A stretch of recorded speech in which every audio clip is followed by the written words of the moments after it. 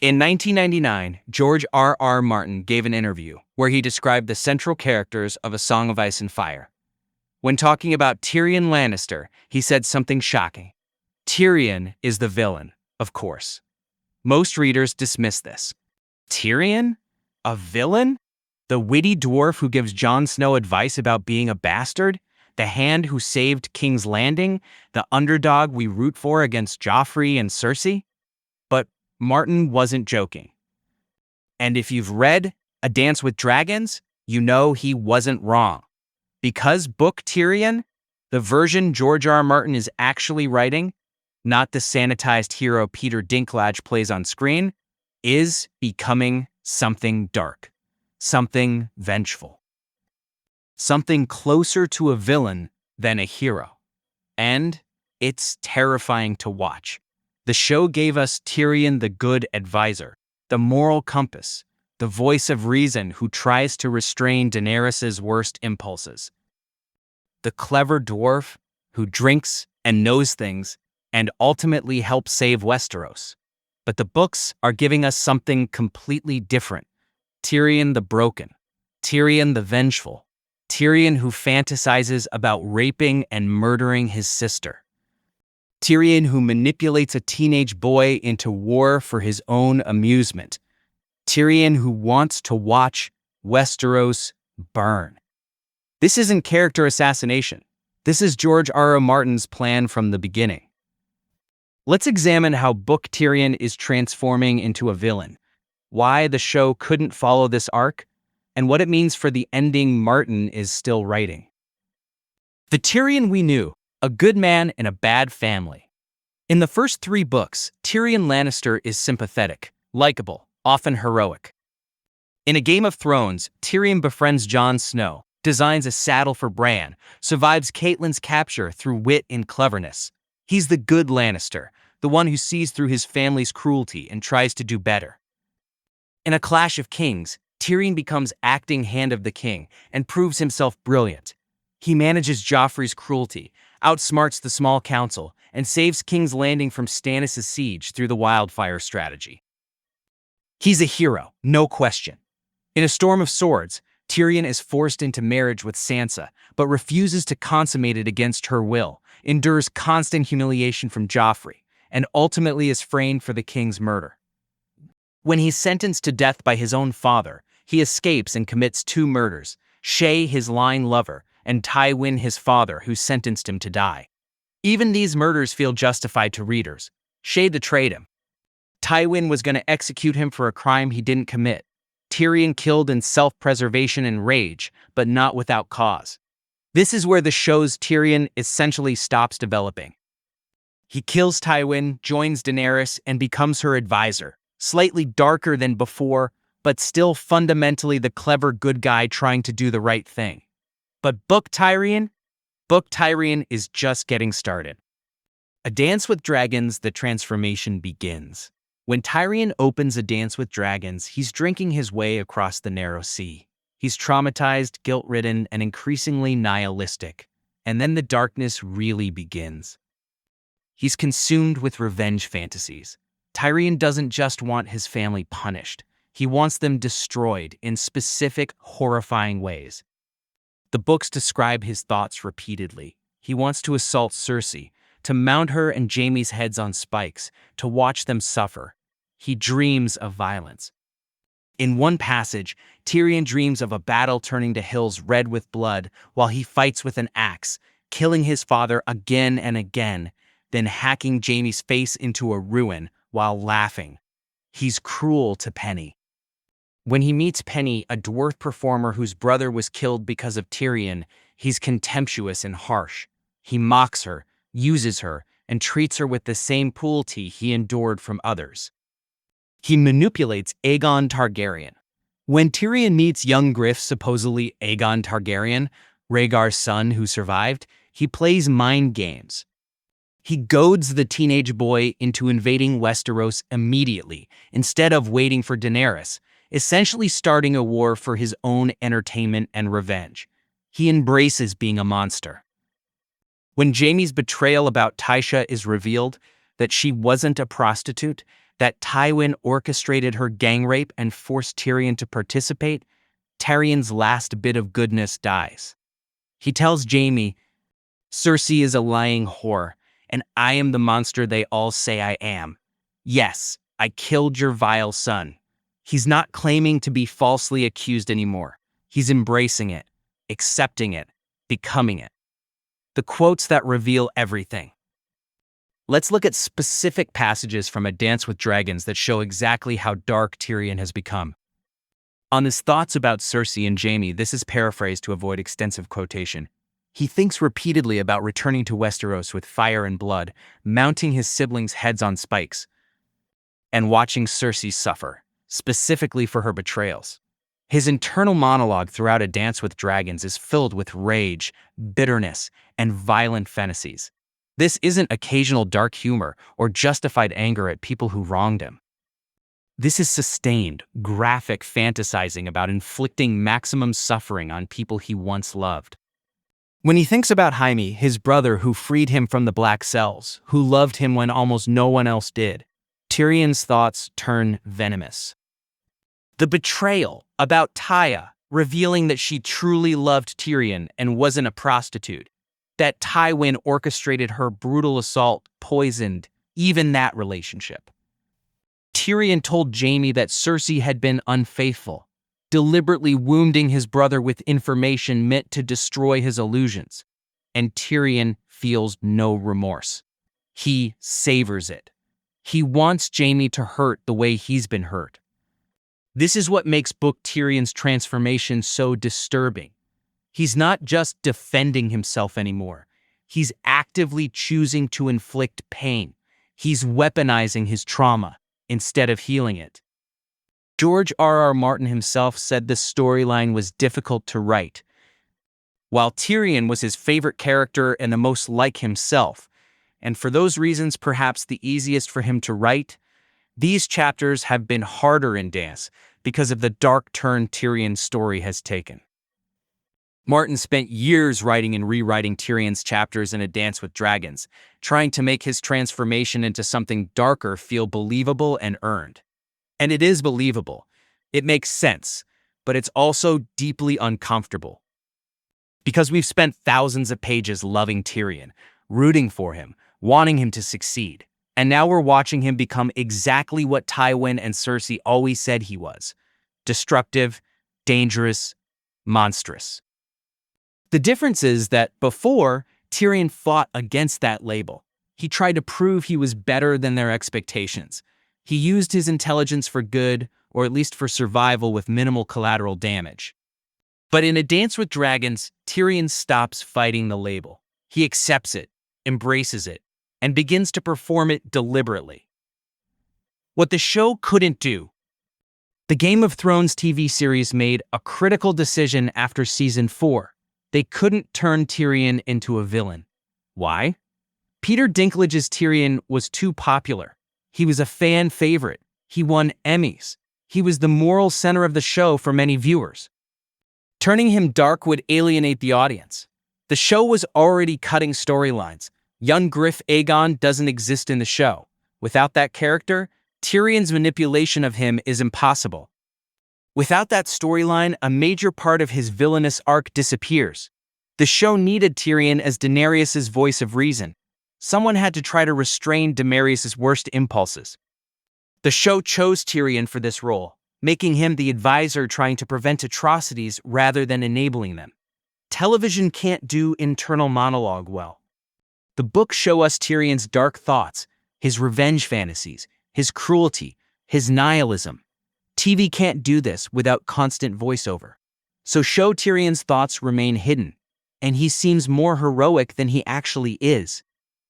The result? Show Tyrion and Book Tyrion diverged completely after Season 4. They're not even the same character anymore. The villain Martin always planned. Remember that 1999 quote? Martin calling Tyrion the villain? Of course. He wasn't talking about Tyrion in the early books. He was talking about where Tyrion's arc is heading. And based on A Dance with Dragons and the available preview chapters from The Winds of Winter, here's where Tyrion is going. He's going to help destroy King's Landing. Martin has said the ending of the books will be similar to the show in broad strokes. King's Landing burns. Daenerys is responsible. But in the books, Tyrion won't be trying to stop her.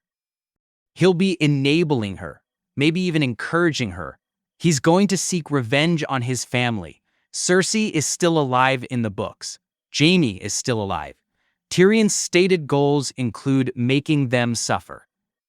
He wants to see Westeros bleed, and his family specifically destroyed. He's going to embrace his worst self. Tyrion is no longer fighting to be good. He's accepted being the monster. He's leaning into it, using it, becoming it deliberately. This is what Martin meant by the villain, of course. Not that Tyrion is purely evil, but that he's becoming an antagonistic force, someone whose pain has curdled into something destructive, someone who will burn the world rather than heal himself. Why this makes sense? Tyrion's transformation into something darker isn't random. It's the logical endpoint of his arc when you consider the totality of his experiences. He's been abused his entire life. Tywin hated him from birth, blaming him for Joanna's death. Cersei wanted him dead since they were children. She once tried to smother him in his crib. Joffrey humiliated him publicly at every opportunity. The entire court of King's Landing treated him as a joke, a monster, something less than human. Every good thing he does is punished. He saved King's Landing from Stannis' siege through brilliant strategy and got a diminished position, a scar across his face, and no recognition. He showed mercy to Sansa by refusing to consummate their forced marriage and was framed for Joffrey's murder partly because of his connection to her. He tried to serve his family loyally despite their treatment, and they sentenced him to death. He has no reason to believe in goodness anymore.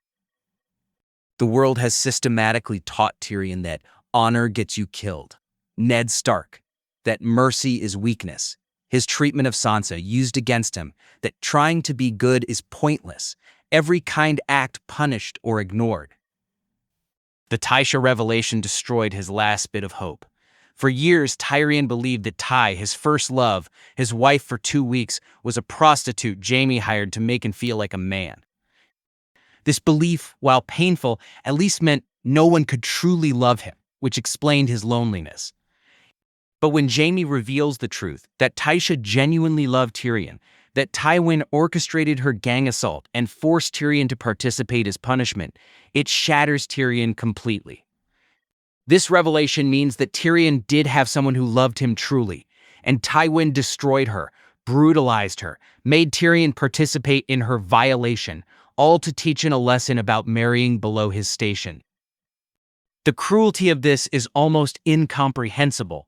It means Tyrion's one real chance at love and happiness was deliberately annihilated by his father. It means the worst moment of his life, participating in Tya's assault, was based on a lie. It means he's been carrying shame and trauma for decades over something that wasn't true. This is what breaks Tyrion completely.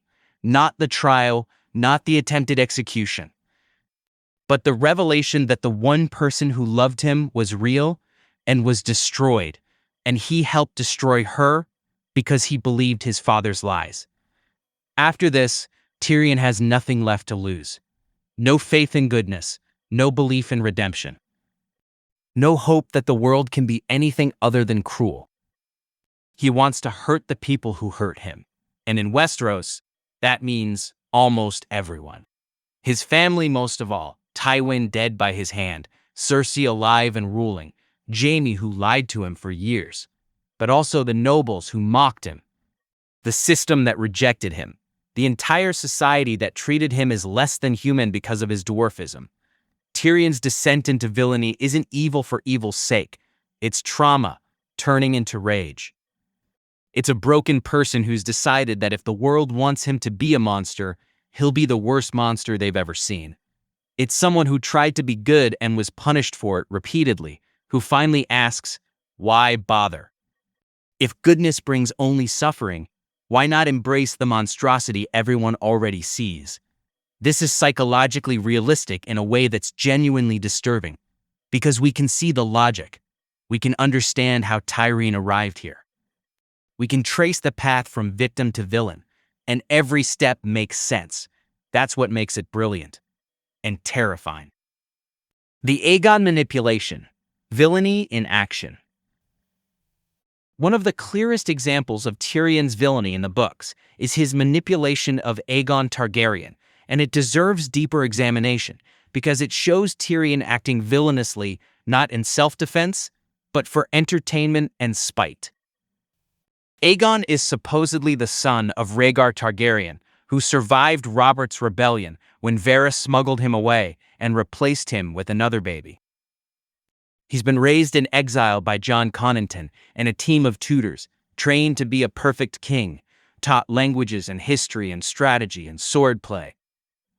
The plan is elegant and long prepared.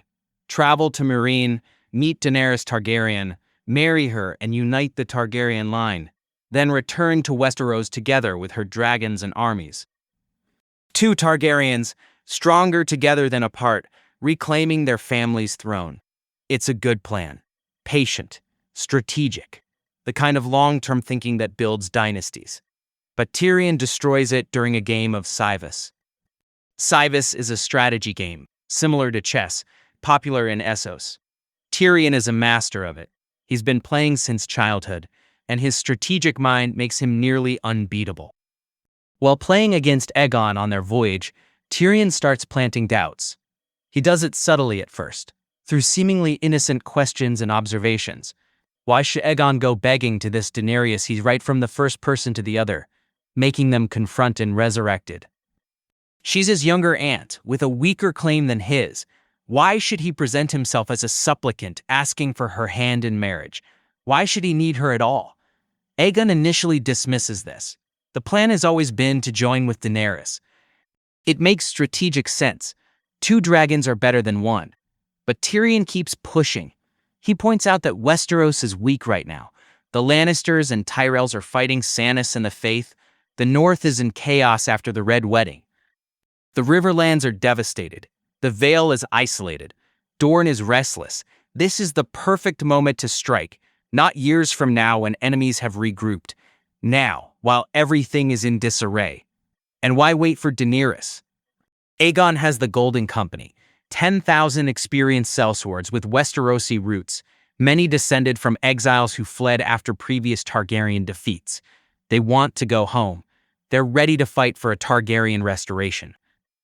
Aegon has ships, men, supplies, and the element of surprise. He doesn't need dragons.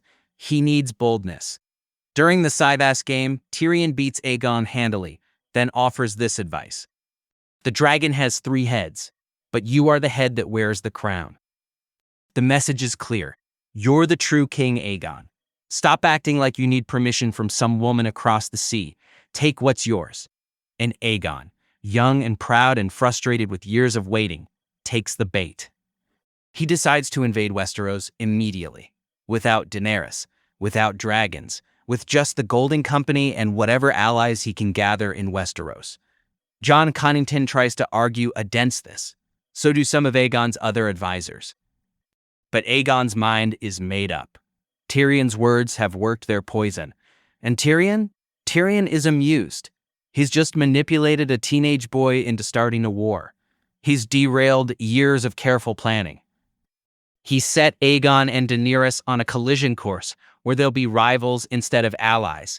And he did it for fun, for spite, for the entertainment of watching Westeros tear itself apart.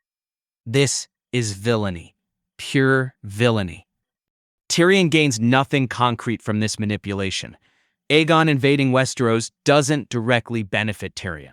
It doesn't advance his revenge against his family. It doesn't make him safer or richer or more powerful. He does it because he can. Because he's bored. Because he wants to watch the chaos unfold. Because somewhere between King's Landing and the Sorrows, Tyrion stopped seeing people as people and started seeing them as pieces on a Civ board, as tools for his entertainment, as puppets to manipulate while he watches Westeros burn. This is the clearest indication that Tyrion is becoming a villain. Not someone defending himself, not someone seeking justified revenge, but someone who manipulates others into war for his own amusement. And the terrifying part, he's good at it. His manipulation of Aegon is masterful. He knows exactly what buttons to push: pride, impatience, ambition. He frames everything perfectly. He makes it seem like he's offering wise counsel when he's really just playing games with people's lives. This is the Tyrion that George R.R. Martin is writing, not the hero, the villain. The difference from the show. Let's compare book Tyrion's actions with show Tyrion's in similar situations. Book Tyrion, in A Dance with Dragons, fantasizes constantly about raping and murdering Cersei, dreams of killing Jaime repeatedly while laughing, manipulates Aegon into premature invasion, treats Penny with contempt and cruelty, embraces being called a monster, wants to watch Westeros burn. Show Tyrion in seasons 5 to 8. Tries to be a good advisor to Daenerys, attempts diplomatic solutions in Meereen, trusts his family too much, believes Cersei will help, tries to prevent King's Landing's destruction, remains fundamentally decent and moral, wants to build a better world. These are not the same character at all. The show kept Tyrion as a hero because they needed him as a hero, because his popularity demanded it, because the narrative required someone to try stopping Daenerys' descent. But the books don't have those constraints, and Martin is taking Tyrion somewhere much, much darker. Where this is heading. Based on what we know from A Dance with Dragons and preview chapters from The Winds of Winter, here's what's likely coming for Tyrion. He'll meet Daenerys. Eventually, Tyrion will reach Meereen and enter Daenerys' service. But he won't be the moderating voice the show gave us. He'll encourage her worst impulses. When Daenerys wants to burn cities, book Tyrion won't talk her down. He might even support it, because Tyrion wants Westeros to burn. He'll help destroy King's Landing, the city that humiliated him, that sentenced him to death, that represents everything he hates. When Daenerys decides to burn it, Tyrion won't stand in her way. He'll regret it afterward. Martin has said Tyrion's destructive path won't bring him the satisfaction he imagines. The revenge won't heal him. The violence won't fill the void. He'll help burn King's Landing and realize it was all for nothing. He'll end up a tragic villain. Not evil like Joffrey or Ramsay, but destructive, broken. Someone whose pain turned him into exactly what he feared becoming. This is the endpoint Martin has been building towards since 1999, when he called Tyrion the villain, of course. Why this is brilliant and heartbreaking. George R.R. Martin's decision to turn Tyrion into a villain is narratively brilliant because it subverts everything readers expect. We're trained to root for underdogs. Tyrion is an underdog, a dwarf in a world that despises him, a clever man surrounded by fools, a good person trying to survive in a cruel family. We want him to win. We want him to get revenge on his terrible family. We want him to prove everyone wrong. And Martin gives us that, but twists it. Tyrion does get revenge. He does prove everyone wrong. He does become powerful. But in doing so, he becomes the monster everyone said he was. He proves that trauma can turn victims into villains. He shows that pain, unhealed, curdles into something destructive. Tyrion's arc is a tragedy because it's realistic. It shows that suffering doesn't automatically make you noble, that fighting monsters can turn you into one, that the path from victim to villain is shorter than we want to believe. The show couldn't do this because television needs clear heroes and villains, but the books thrive in moral ambiguity. And Tyrion Lannister, the character we've loved for thousands of pages, is becoming something we might have to hate. The final truth. The villain, of course. Martin said this in 1999, and readers laughed it off, but he wasn't kidding. Tyrion Lannister is transforming from the clever underdog we root for into a destructive force we should fear, from victim to villain, from sympathetic survivor to someone who wants to watch the world burn. The show couldn't follow this arc because show Tyrion was too beloved, too important to the narrative as a voice of reason, too central to the hero's story. But book Tyrion has no such constraints. And George R. R. Martin is writing him exactly as he always planned, as someone whose pain turns to rage, whose trauma becomes destruction, whose desire for revenge overwhelms everything else. Tyrion won't be a cackling villain. He won't be evil for evil's sake. He'll be something more realistic and more tragic. A good man broken by the world, who decides that if he can't be whole, he'll make sure nothing else is either. That's the Tyrion Martin is writing. That's the villain he always intended. And when the Winds of Winter finally arrives, readers are going to have to reckon with the fact that our favorite character has become something we never wanted him to be. Not a hero who saves the day, but a monster who helps burn it all down. The villain, of course. George R. R. Martin tried to tell us from the beginning. We just didn't want to listen.